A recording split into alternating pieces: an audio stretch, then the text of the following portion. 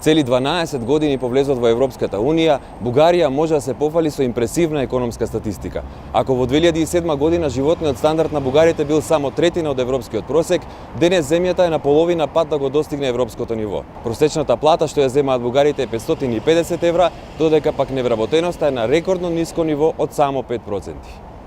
Дека овие економски резултати се во голема мера заслуга на членството во Унијата, покажуваат и анализите според кои доколку Бугарија не била членка, денес би имала помал бруто домашен производ.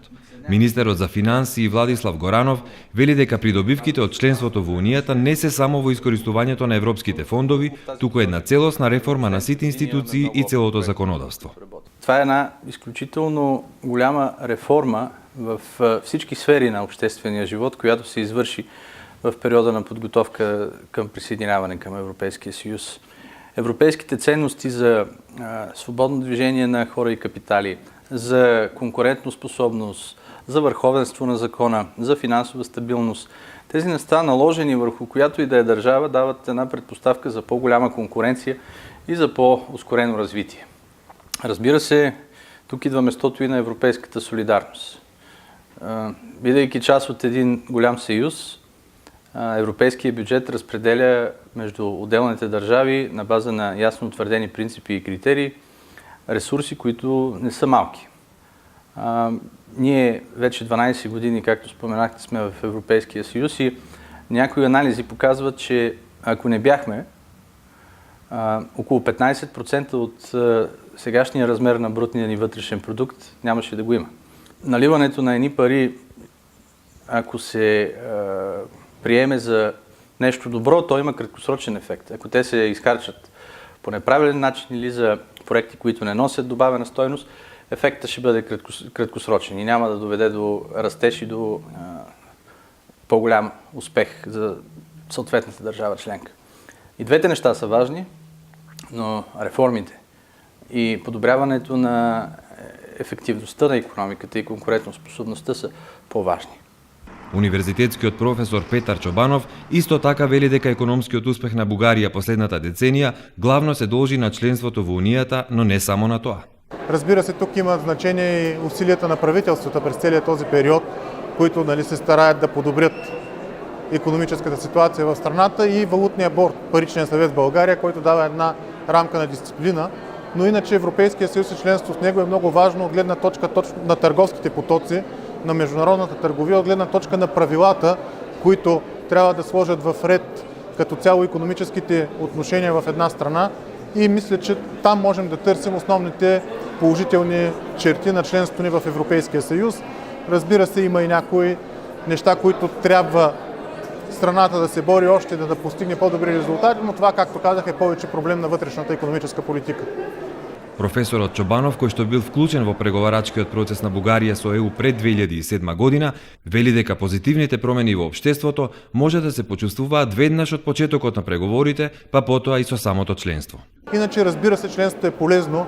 Членството е полезно точно защото ставаме част от един общ пазар, дава възможност на бизнеса да се специализира, т.е. да участва в общото производство на ниво Европейски съюз, да се издигне в веригата, така наречена на добавена стойност, и по този начин тази специализация, която е вътре икономическа част от такава верига, дава по-добри възможности за развитие и сигурност за това, че продукцията ще бъде реализирана. Има значение и правилата на играта, демокрацията като цяло, това, че трябва да се спазва и да се прилага закона, нещо, което Европейския съюз все повече и повече обръща внимание и което за страни в преход наистина е много важно, тъй като именно такива устойчиви правила казват на инвеститора: да, тази страна е хубава, елате да инвестирате, тъй като вашите пари са сигурни.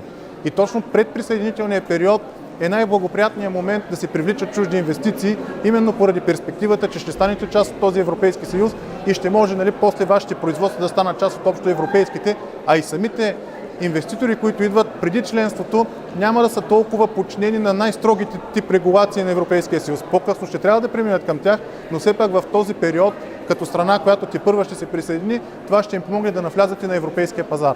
Но професорот Чобанов од искуството на Бугарија предупредува и на некои несакани ефекти од влезот во европското семејство. Основен ефект от членство в Европейския съюз е загубата на работна сила. Като цяло хората, имайки възможност да пътуват в Европейския съюз и да работят в една по-стабилна икономическа зона, с по-стабилни отношения и по-високи заплати, много от тях напуснаха страната. Ако видим статистиките спрямо годините преди кризата, прямо 2008 година, в момента около 220 хиляди са по-малко тези, които са заети. Тоест в работените са 220 хиляди по-малко, което е проблем. От тук нататък по-трудно се развива нов бизнес, по-трудно се правят инвестиции, тъй като няма работна ръка, която да бъде наета на работа. И точно тук трябва да са насочени усилията, именно в това първо да успеем да задържим хората в страната, като им се покаже, че имат добри условия за работа и за развитие, и второ да се опитаме от някъде да намерим недостигащата ни работна ръка, така че да има по-добра възможност за бизнеса да се развива. За разликата пред и по влезот во Унијата и како било да се води бизнис порано и сега, разговаравме со собственикот на еден од најголемите холдинзи во Бугарија, председателот на надзорниот одбор на Еврохолд Асен Христов. Има огромна разлика между това, което беше преди и това, което е сега. Действително, с Европейския съюз има много по-ясно изградени принципи, много по-ясно изградени закони, много по-ясно изградени правила. Това е предимство. Но това е и най-големия недостатък. Защото бюрокрацията става много голяма. И това забавя темпа на бизнеса. И в по-малки страни, примерно както България или Македония, те не могат да бъдат вече толкова гъвкави. И от друга страна, те не могат да акумулират такива огромни средства, местните, локалните фирми, с които да станат наистина конкурентоспособни на новия пазар, на който те влизат. Искат, не искат, те трябва да се окрупнат с големи европейски корпорации. От тази гледна точка, да, пазара става по-голям, по-подреден, но от друга гледна точка пък консолидацията на македонските фирми, те ще трябва да преглътнат, че ще се продадат на много по-големи концерни. Сите соговорници со кои што разговаравме истакнаа одредени предности и одредени маани на членството во Унијата. Меѓутоа, никој од нив нема дилема дека перспективата на малите земји во развој, како што е Северна Македонија, е подобра со евроатлантските интеграции. Аз много се радвам, че политиците в Македония проявиха мъдрост да докарат страната до ефективно членство в НАТО като първа стъпка, и съм сигурен, че ако започнете упорита работа в следващите няколко години, дай Боже, ще станете членки на Европейския съюз. Ние искрено ви го пожелаваме. Сепак, влезот на земјата во Унијата ќе стане поизвесен во јуни, кога ќе стане јасно дали ќе го добиеме датумот за преговори.